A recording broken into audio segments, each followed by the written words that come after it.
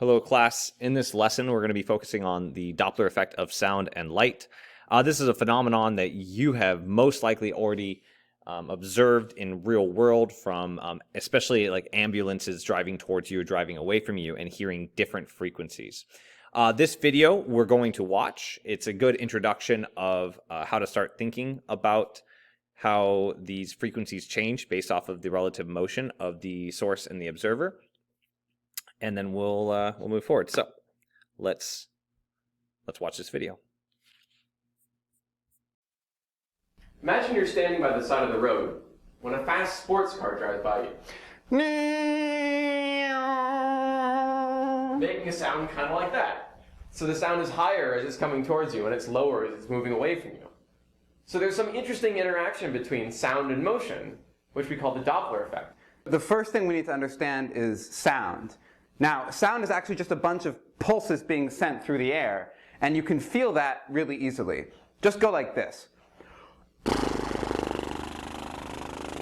So to make that funny noise, Josh is sending air through his lips, which are then bouncing off each other at some rate. If you look closely, you can see it. You can also hear the sound that he's making. Now, if you squeeze your lips together tighter, then they bounce against each other faster, like this. And as they're bouncing faster, a faster rate of vibration means that the pitch that you hear is higher. So how does motion come into this? Well, imagine that your friend is standing over here throwing snowballs at you one by one. Now, which would you rather have? Your friend just standing there throwing snowballs at you, or running towards you throwing snowballs at you at the same rate? So even if he's throwing the snowballs at the same rate, you receive more of them if he's coming towards you. And if your friend's running away from you throwing the balls, you're even happier because you'll get hit less and less often. So this same phenomenon happens with sound. People had discovered this theoretically, but there's no really easy way to test this because back in the 1800s, there weren't any fast cars to just drive by you and hear this. Yeah, you didn't have this. I mean, it happens to us every day, but in 1840, it never happened. Until railroads were being built. There was a new train line from Utrecht to Amsterdam. And so this guy, Buys Ballot, decided to test this idea about sound by putting a bunch of trumpet players on a train. So what that does is that they play a certain pitch while they're riding on the train. That's guaranteed to be the same pitch the whole train ride, and you can put somebody on the ground and listen as the train goes by and hear the pitch shift. Now, we still have trumpets, like this one. Josh plays the trumpet. But instead of using a train, we're going to use a car. First, we'll ride with the trumpet to see how it sounds.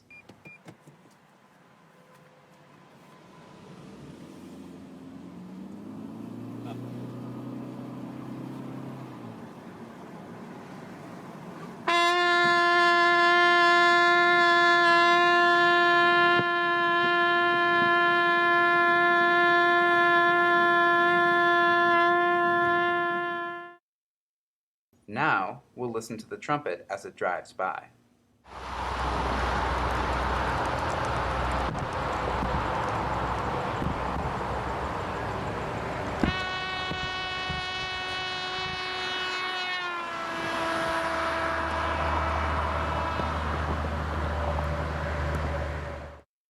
Finally, let's hear the constant pitch emitted by the trumpet together with the Doppler shift heard from the roadside.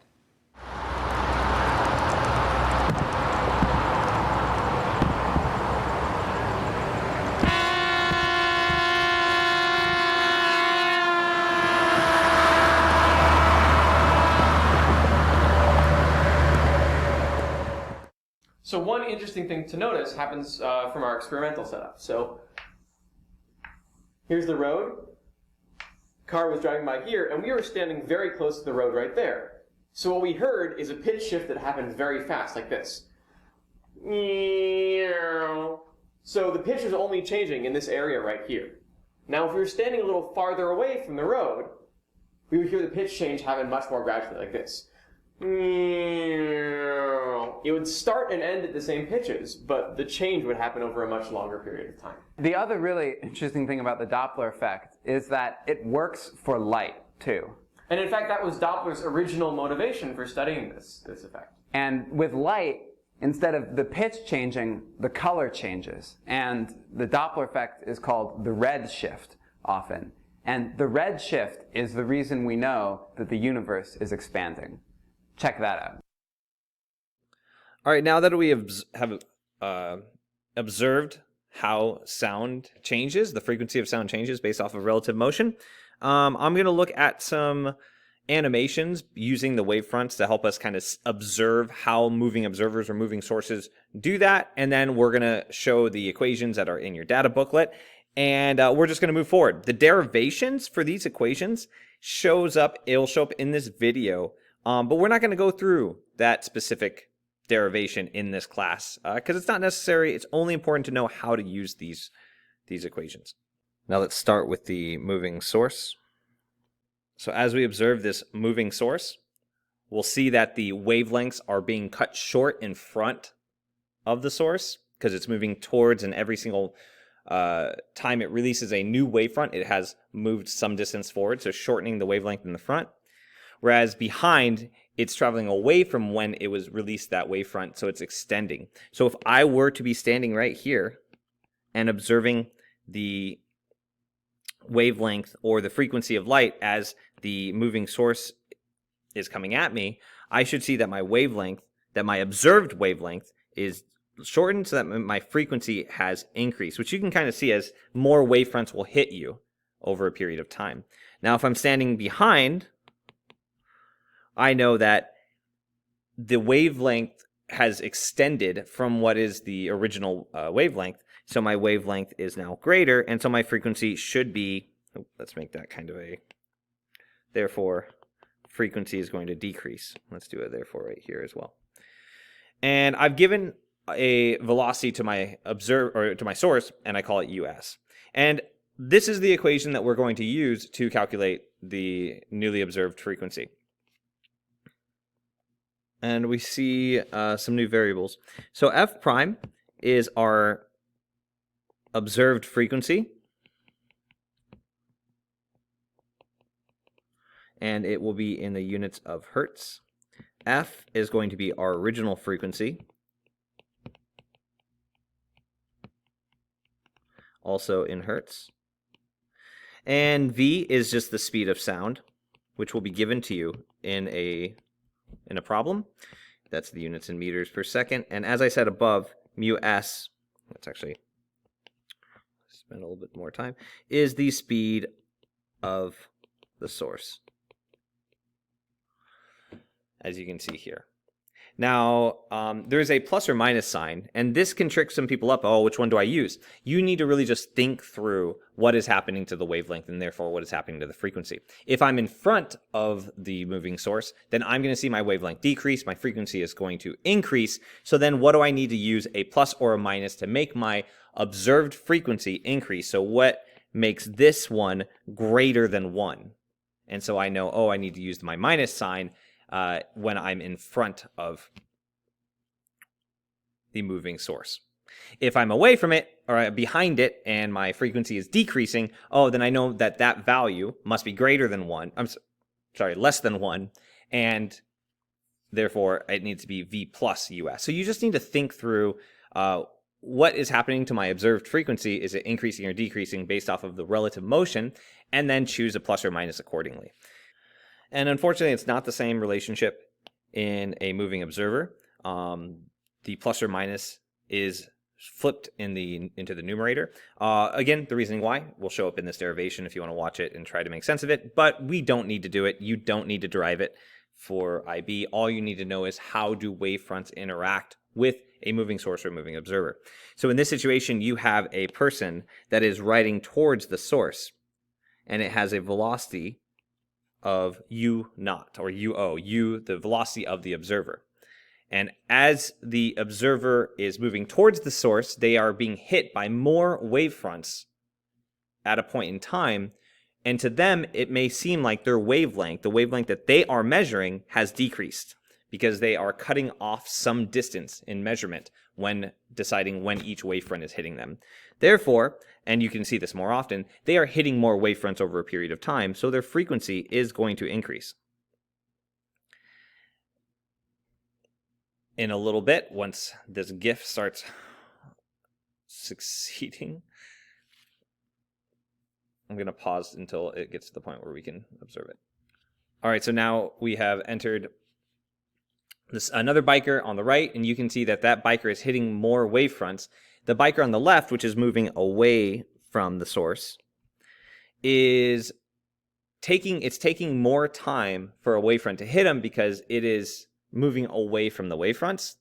And so you can see that if it were to try to measure a distance based off of its frame of reference, its wavelength would increase, and therefore its frequency would decrease. I think it's easier to actually just see that its frequency decreases, but technically it also means that its measured wavelength in its frame of reference is also greater. And we get to this next relationship. Now, what's really important is both of these are in your data booklet.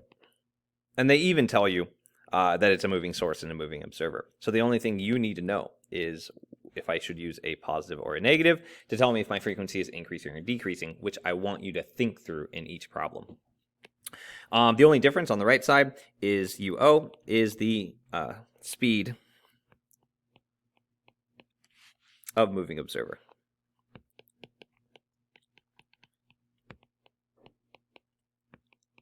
Which is in meters per second.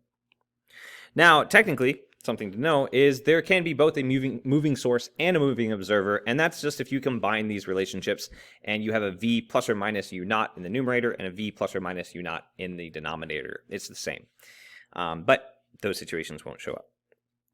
Now, that's where we're going to stop with Doppler effect of sound, and we're going to go to the Doppler effect of light. A few reminders on light and electromagnetic waves is that, well, one, we really can only see visible light, but we can measure and observe different types, other wavelengths such as X-rays, infrared, UV, using other sensors, telescopes, so forth. And just to reiterate that the wavelength is going to decrease as you go from red to violet, because the frequency is increasing and therefore the energy is increasing as you get towards ultraviolet. So that's a little hint how to think about the wavelengths. Another thing is the difference between emission and absorption spectrum. This is something that's going to show up a little bit later in terms of explanation in the next unit, but if you're in chemistry, you've already seen this. And that is white light is composed of a continuous spectrum, all wavelengths of light. So when you put white light, or what they're using the term a black body, such as the sun is a black body, and we pass it through a prism, we will see all of the wavelengths of light. But when we try to observe the emission spectrum of a gas or molecules or atom, we are going to get different bands of light. Each of these are specific wavelengths.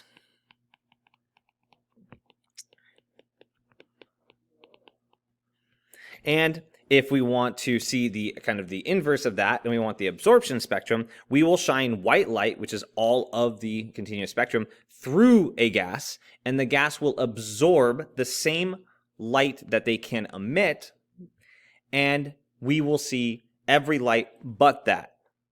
This is due to the nature of atoms, of particles, that when light is absorbed by an atom, it has to deal with moving electrons from different energy levels. And in order for the electrons to return back to their energy level, their original energy level, they will have to emit the same light that was absorbed. And it's not exactly the same light, it's the same energy, which we observe as a frequency of light, frequency of electromagnetic radiation. And so we observe that light.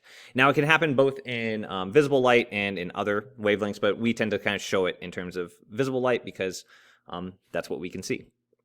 Now, what's really interesting is when we look to space and we look to stars, we look to different celestial bodies, we can, if light is coming from that celestial body, from that star, we can try and resolve which wavelengths are actually emitted from that star, and we can come up with kind of a signature that tells us what that star is made up of. We know that stars are made up of different gases, and there's a lot of fusion reactions going on that's producing the energy, the light that's being produced. And when we take that in and we use a telescope, we absorb that light, and then we put it against a diffraction grating, we can resolve which wavelengths of light they are, and therefore find out the composition of a star. So some examples of these like emission spectrum signatures are shown here. Hydrogen will emit these bands of light: sodium, helium, neon, and mercury. Later on in HL, we actually will look into the calculation of how we might be able to understand which wavelengths of light get emitted, but we only can do hydrogen because beyond that, it gets way too complicated. So instead, these are strictly done by observation and comparison. So, knowing that stars or celestial bodies emit light, and we can observe this light and identify what it's composed of, we also find it interesting that at some point in time, when measuring the composition of stars, it was weird because sometimes we'd look at the composition, we'd see a band of light or bands of light that were similar to hydrogen but shifted to the right or shifted to the left. And it was confusing at first, and why the heck is this way? And it took some thinking process of some really strong female scientists to come up with how the Doppler effect works with light. And just through whether the celestial body, the star, the black body, whatever you want to call it, that's in space in our universe, is moving away or towards us. So I have this GIF which kind of shows what could happen to these. In this case, this is our absorption spectrum. And as we are the green dot, and as one of the masses moving towards us or away from us, we can see these bands moving left or right depending. We see either what's called red shifts or blue shifts. And this is also one of the underlying evidences to the expansion of the universe, because most of the celestial bodies are moving away from us, which means most of the celestial bodies that we're looking into the universe are redshifted. And we notice that over these are being more and more redshifted. Otherwise, they should not be shifted at all, or maybe there should be kind of an even amount of blue shift and red shift. But no, most of the celestial bodies that we observe are redshifted, meaning most of the bodies are moving away from us. So that kind of also is evidence towards the expansion of the universe. So this blue shift only occurs like when a body is moving towards us. And when I say moving towards us, I mean like in space, it has some velocity and it's moving towards us, but it's so far away that it's not going to reach us. And then redshift is when it's moving away. And it uses the same, and Earth, moving towards Earth, moving away from Earth. It uses the same conceptual understanding of the Doppler effect of sound, but it gets a little bit more complex with light and the calculations. So instead, we have a oversimplified version of this, where our relative motion is going to tell us whether it's going to shift, increase or decrease, and it's not so complex in terms of wavelength or frequency. So each of these, this is our, let's take this and move this down. This is our shifted frequency. This is our shifted wavelength. This is our original or expected frequency. And this is our original wavelength. This is, of course, the speed of light. And this is a relative speed between, really, since it's the body and the observer, which is us, Earth.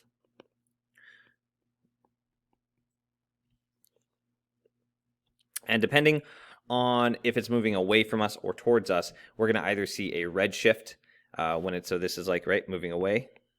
I'll do it in red.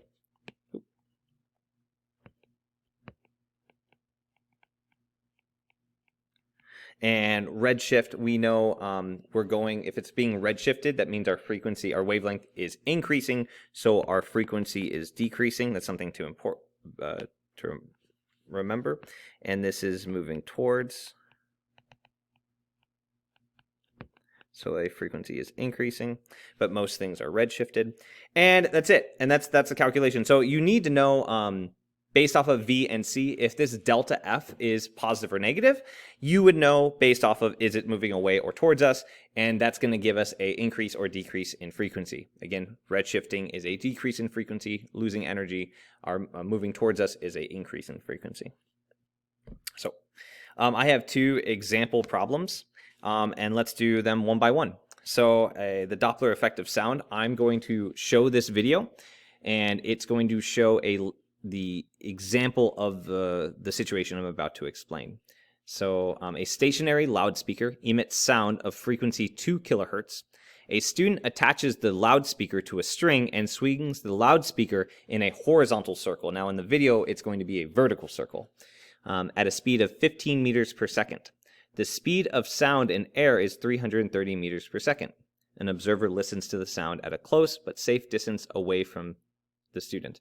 Now I'm going to pause this video. We're going to watch another video showing this example, but in a vertical circle. That's about the same, and then answer these questions. Turn on the sound, and I'm going to spin it around. As this comes towards the microphone, you should hear the sound pitch go up, and as it comes away from the microphone, you should hear the sound go down in frequency, a lower note. Up and down as this ball goes away and towards the microphone. Okay, after watching this video, let's explain in part A why the sound heard by the observer changes regularly. And then let's determine the maximum frequency of the sound heard by the observer. So I want you to pause this video, answer this part A and part B, and when we return, I will go through these answers. Okay, in part A, I've shown an example diagram where the speaker is being spun around, and this could be horizontal or vertical. At some point in time, it's moving towards the observer. At some point in time, it's moving away from the observer. When it's moving towards, its frequency is increasing. Moving away, frequency is decreasing. And then when it's perpendicular, there's no relative movement. So then frequency is the same. Frequency just equals frequency right there. Let's do it in orange.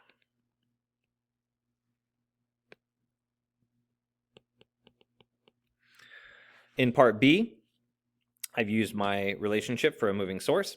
I've plugged the values in, and you notice that I chose to use negative because I know that my frequency is increasing because I'm looking for a maximum frequency, therefore I must be looking for when it's moving towards me, and I get 2095 hertz.